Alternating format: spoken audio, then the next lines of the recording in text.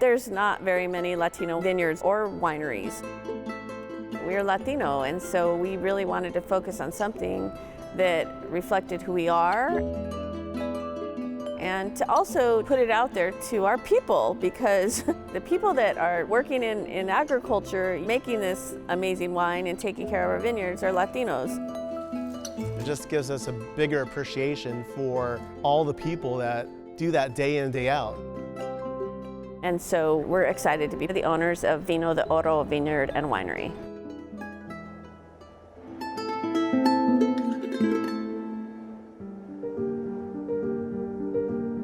The vineyard looks great, but you know, every time I'm walking up this steep slope, I wonder, why did we plant on a steep slope? We should have bought the flat ground, but that's what makes the grapes so good, right? Fine wine takes time. That's something husband and wife John Avila and Dina Santos have kept in mind as they've grown their vineyard and winery, Vino de Oro. Our vineyards are in El Dorado County, in an area that is designated as being renowned for the soil and for the ability to grow good quality grapes for wine. 90% of great wine is great grapes. We pick the fruit in the fall, crush it, press it, ferment it.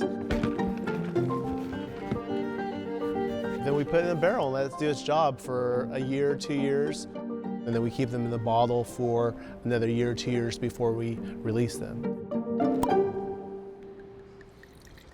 So we focus mainly on Spanish varietals.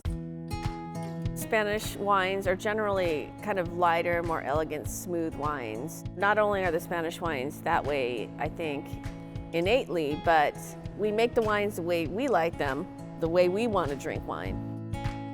Describe your relationship. Are you guys very similar? Are you different? I don't think we're terribly similar. I mean, I'm definitely bossy.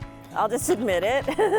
I'm bossy, and John is very patient, so that probably works really well together. So when she tells me go in the vineyard that needs to be pruned, I'm like, okay. I do get things done, and John will attest to that. Yeah. Pick your weapon. No, my weapon is this. You like those weapons too? I think you got a little bit of yin and yang. It works. I think the grapes are going to be really good quality this year. Yep. Even though they came early. When we bought the property, the plan was just to have an area where we could escape our jobs. We love the wine business, but we both have our day jobs. So my day job is I'm a criminal defense attorney. So I've been in IT for all my adult life, pretty much. Currently, I'm working with the Department of Technology here in the state of California. We should start seeing the different colors in the vineyard. Oh, I love the fall in the vineyard. It's so beautiful. This job helps me with my day job of being a federal criminal defense attorney because it's stressful. You know, people are trusting you with their lives, literally. And you know, here working in the vineyard, it's kind of an escape for me. It's a good balance with those two worlds.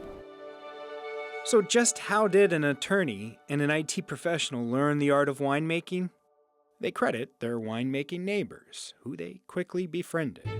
And then before you knew it, we were helping out our friends at their vineyards and wineries and taking care of their tasting room or helping them at special events. And it came to a point where we were like, hey, we've done everything. We've done the growing, we've done the picking, we've done the making the wine, marketing, selling it. Might as well do it ourselves. We have the land, right? And we're young, so let's go for it. They went for it in 2013, planning their first vines with the help of their family and friends.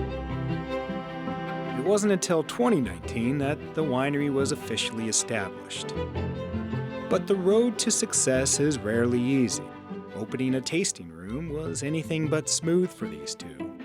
They had secured a spot at the old sugar mill in Clarksburg, a popular hub for boutique wineries. But their timing? In March of 2020, so perfect timing, right? The World Health Organization officially declares the outbreak a pandemic. The whole population of California are under new orders tonight. We direct a statewide order for people to stay at home. So that was a big challenge to get it off the ground. But, you know, luckily for us, fine wine ages perfectly. So it all worked out in the end. Thank you everyone for coming out to the old sugar mill to meet one of our newest members here, Vino de Oro. 3, 2, 1. I have no regrets going on this journey.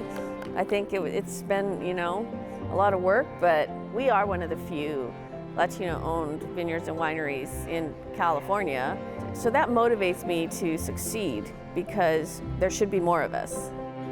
Yeah, what motivates me really is just the excitement and happiness that we bring to our customers. She was the first one that started it all here at Vino de Oro. We basically put literally our blood, sweat, and tears into growing the grapes, making the wine, and to be able to serve it to them and see that immediate feedback. Yeah, I like it. That's really good. That's motivating. Yeah, I definitely think makes it all worth it. So I think we're gonna have a great vintage. I think so. Another great vintage. Another great vintage.